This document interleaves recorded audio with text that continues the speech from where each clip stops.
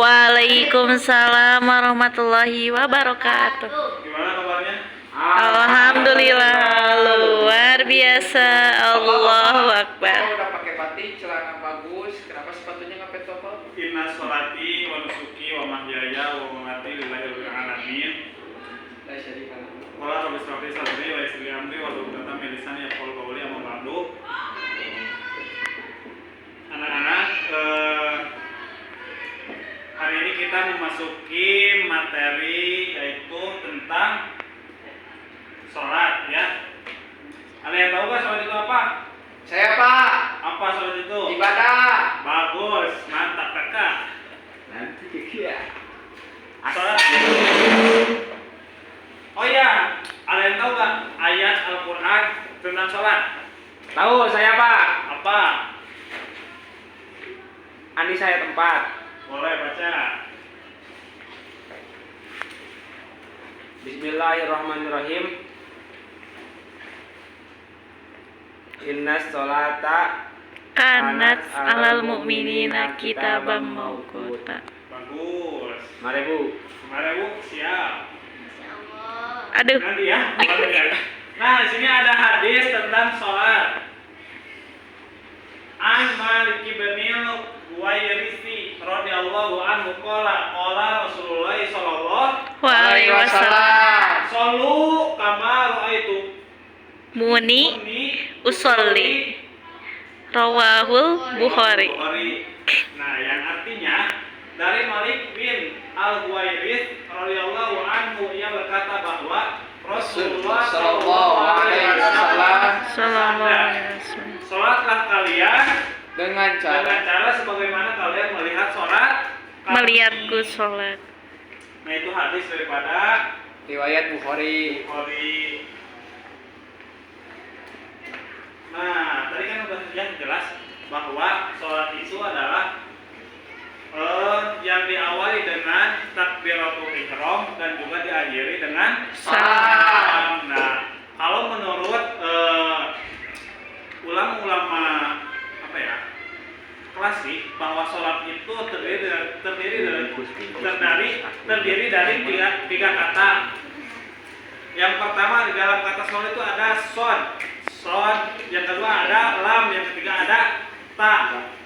Yang mana memiliki arti shod adalah sidqul qalbi, ya anak-anak, yang artinya benar hati. Jadi nalika orang ninggalkeun sholat, nah terkadang maka orang bakal ngerasa gelisah, ya, hati tidak tenang. Terus sholat terus baca Astagfirullah. Gelisah nggak hatinya? Enggak ya? Yang Nggak punya hati. Ada di dalam kata sholat itu lam, yaitu lainul qalbi, yang artinya apa? Leles hati. Nah, orang yang menjalankan sholat maka hatinya akan Gelisah. tidak bahkan Orang yang menjalankan sholat Pak, hatinya akan tenang. dia akan baik, ya. Ya. Tidak akan bersangka Buruk. tidak akan Sombong. Nah, yang ketiga ada tarkul ma'asi, artinya apa? Nggak tahu. Meninggalkan Masih. Astagfirullahaladzim. Oh, Masya Allah. Nah, adapun sejarah sholat, yang pertama sholat pada masa Islam ibadah. Sholat disyariatkan pada awal-awal Islam. Ibadah. Ada sholat ketika itu hanya berjumlah berapa rakaat? 2 Rakaat, ya, pada pagi dan sore hari. Sebagaimana keterangan surat Al-Ghafir. Tahu Al-Ghafir? Surat Bukan Ghafir si mungkin Ghafir, Pak. ya, tapi ini Ghafir di dalam Al-Quran ayat 55 gimana? Ya, begitu. Adapun ibadah sholat pada malam hari ketika itu hanya terbatas pada pembacaan Quran. secara tartil, ya. Jadi dulu itu sholat itu hanya 2 rakaat, ya. Ya Pak. Nah, sebagaimana keterangan dalam surat Al-Ghafir. Nah, adapun keterangan waktu sholat secara rinci didapatkan dari riwayat Abu Dawud, At-Tirmidzi, Ibnu Majah dan Ahmad, yang asalnya juga terdapat pada Sahih Bukhari dan Sahih Muslim. Nah, Rasulullah SAW pada riwayat tersebut mengatakan bahwa suatu hari Jibril mengimamiku salat selama 2 hari. Ia sholat zuhur bersamaku, di akhir sholat subuh, Jibril kemudian menoleh kepadaku, wahai Muhammad, inilah waktu sholat para nabi, sebelum kamu waktu sholat ada di antara keduanya. Nah, ini sejarah sholatnya sebagaimana yang dilakukan oleh Rasulullah ketika Isra Mi'raj. Nah, sejarah rakaat sholat.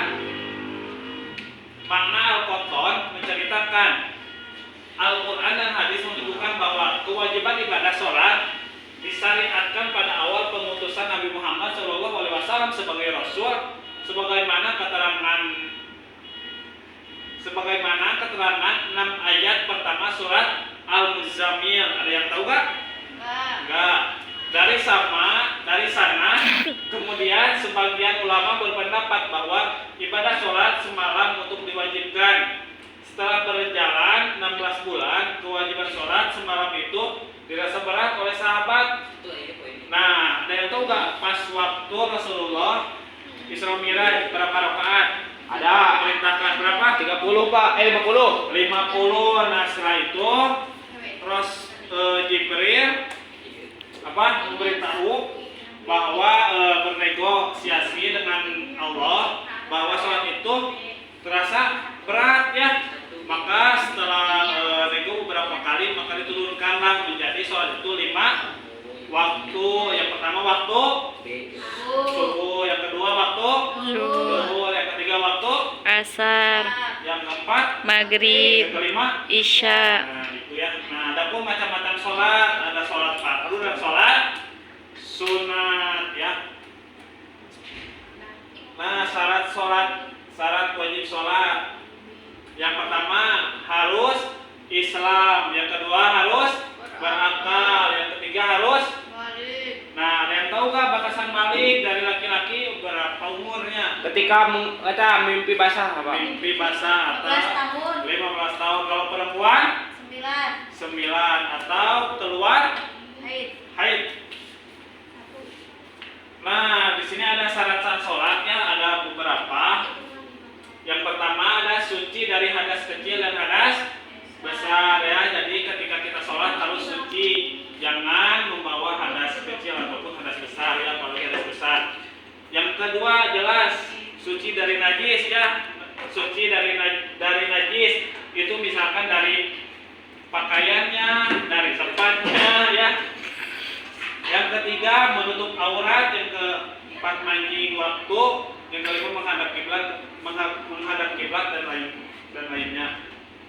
Nah, adapun rukun sholat yang pertama niat. Gimana niat sholat?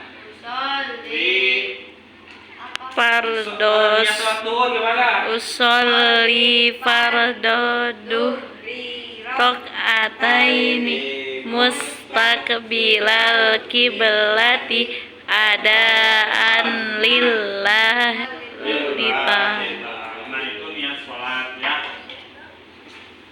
Lalu selanjutnya ada sunat sholat. Ada sholat sunat abad dan sunat hayat. Nanti dijelaskan ya. Nah, mungkin itu saja yang dapat Bapak sampaikan. Akhirul kalam. Assalamualaikum warahmatullahi wabarakatuh. Waalaikumsalam warahmatullahi wabarakatuh.